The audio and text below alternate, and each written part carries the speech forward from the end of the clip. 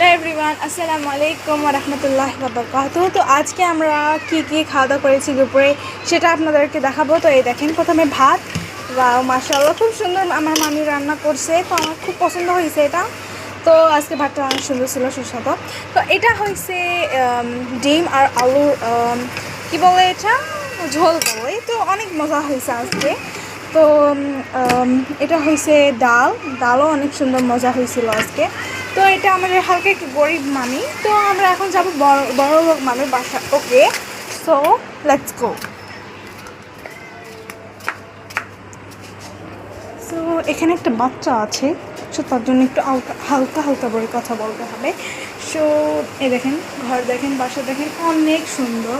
মানে একটু বড় লোক তার জন্য তারা হচ্ছে একটু কিপটে, তার জন্য একটু একটু রান্না করে। এই দেখেন, মানে ভাত রাই দিচ্ছে, আর এটা হলো কিপটে সব খাওয়াইছে মাছ, আর এটা হলো ডাল।